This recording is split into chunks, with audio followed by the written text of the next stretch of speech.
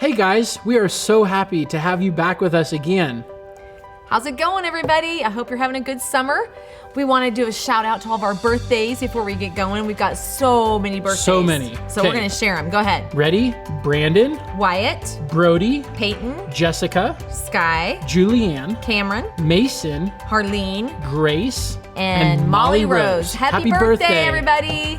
Hope you're having great birthday plans in July. That'll be so much fun. So, you know what I'm doing? What are you in the doing? Summer?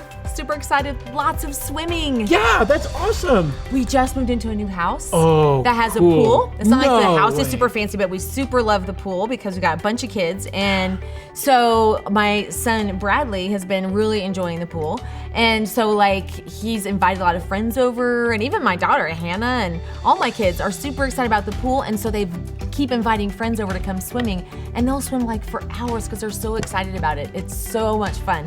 And you know, it kind of reminds me of like our story this week, how Paul is sharing about Jesus. Like, Jesus is amazing. And one of the things we're learning is about how we can share Jesus with others. And you know, just like my kids love sharing that pool with their friends because it's so much fun and so cool, we can share Jesus with our friends. Yeah, like, you know, as Christians, a lot of times we'll sit down when we're eating food and we'll pray before.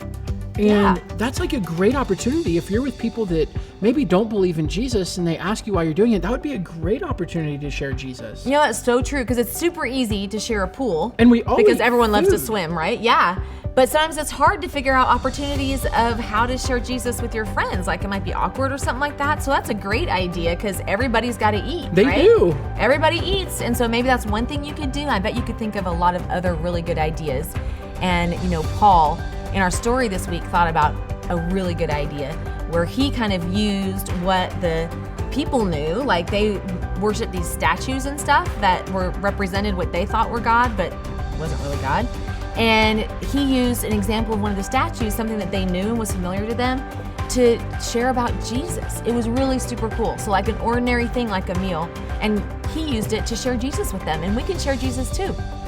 So before we check out the story, we have to do our Bible verse. Absolutely. Week 2 with this verse. With this verse, same verse, guys. You know what it is?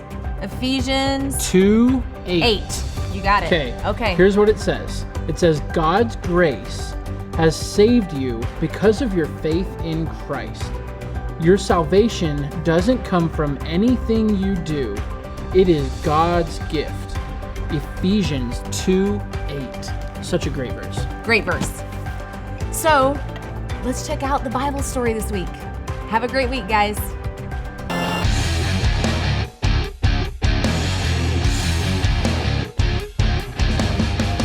Hey everybody, who wants a slice of pizza? Reach out and take it. We're not doing 3D anymore, Kellen. Oh. Why not? We forgot to send out the glasses. Bet Ron wouldn't have forgotten. Oh. Who's Ron? Brandon's new best friend who never makes mistakes and does everything right all the time. Do you have a Bible story for us, Kellen? I do. It was going to be in 3D with lots of computer graphics and lasers and special effects, and we spent this year's budget making it. But since no one has 3D glasses, let's do some human head puppet theater!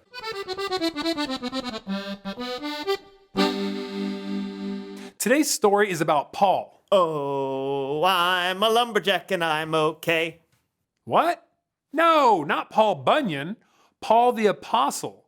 The Paul who used to put people who believed in Jesus in jail until he saw Jesus and became one of Jesus' followers. That Paul. Oh, yeah, that makes sense. Carry on. When Paul became a believer in Jesus, he made it his mission to travel the world to tell people Jesus' story. That's why Paul was in Athens, Greece. Oh, I'm in Athens, Greece for the whole day. I don't cut trees down, but that's okay. What is this unusual statue? I am Zeus, the god of thunder. See my lightning bolt? Shazam!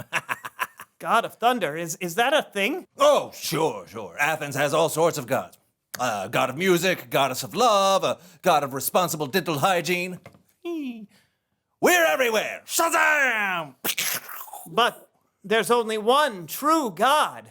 I am very upset. Hey, don't insult me. Didn't I mention I got a lightning bolt? You're going down, mortal. Shazam! Shazam! Shazam! It is true that Paul was upset when he saw all the statues built to honor other gods, but the statues, they didn't speak. They just kind of stood there. Aw, man. Better. There are statues of gods everywhere. There's a god of woodworking, a god of the sea, and what's this? An altar to an unknown god? I've got to talk to someone about this. Shazam! Shh. Sorry. Now, here's something that you should know about Athens when Paul was there around 2,000 years ago. Athens was full of smart thinkers and philosophers, but they weren't very familiar with the story of Jesus. So Paul had some work to do. Excuse me, are you from Athens? Toga, toga, toga. Ah! Yeah, okay. I just wanted to say, Jesus has risen from the dead. Toga? You know they would have said more than just toga. It's the only Greek word I know. Ah, okay. The people were confused by what Paul was telling them, so they took him to a meeting of the Areopagus, where some of the brightest, most powerful people in Athens would talk about the latest ideas. People of Athens, I can see that you are very religious. I saw all the things you worship, even an altar to an unknown god. Toga, toga, toga. I'm going to tell you about this unknown god. Toga? He is the God who made the world and everything in it. He gives life to all people. Toga? Toga. It's true. You know how some of your poets have said, we are God's children? Toga. That's right, we are God's children. So we shouldn't think God is a statue made out of stone. God can raise a man from the dead. The people of Athens listened. They liked to hear thoughts and ideas that challenged what they believed. But when they heard Paul talk about the dead being raised, well, some of them made fun of the idea. Toga. But some wanted to hear more. Toga. And some became followers of Jesus. Toga! No, wait. I thought of another word. Euro! The people of Athens may have never seen Jesus, but Paul was able to help them have faith in someone that they couldn't see. The end. Fun story, guys. Thanks for your help. Thank you, Kellen. Way better than that 3D story you had planned, right? Sure. Hey, Paul was awesome. He wanted anyone and everyone to know Jesus. Right, he knew that if people got to know Jesus, their lives would be changed forever. Yeah. And he always found different ways to share the good news of Jesus to different people. It was so important to him. Hey, thank you so much, Kellen. You're an awesome 2D storyteller. Good to know. See you guys next time. Hey, say, listen, about this whole Ron situation, I think I understand. Hold that thought. Come in, Ron. I like him already. Reveal the question. How can you help others know Jesus? Thanks, man. We all know it's important for people to know who Jesus is and what he's done for us. So what are some ways you can help people know Jesus' story? You can tell them the story through Dr. Seussian rhyme. That's hilarious. Thanks. Yeah. You could also invite someone to church. That's a good answer. Or you could tell them about the show. I was gonna say the same thing. You were? Totally. Get out. That's ridiculous. Hey, you wanna go out and get some food? You bet. I love food. All right. I'll meet you at a restaurant right after the show. You bet. Hey, Ron, you're my new best friend. You? I told you you'd like him. I would meet Ron with a mouse. Alrighty. Hey, thanks for tuning in, folks. This was the So-and-So Show. Bye.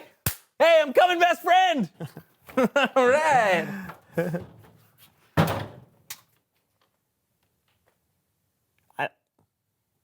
I like food.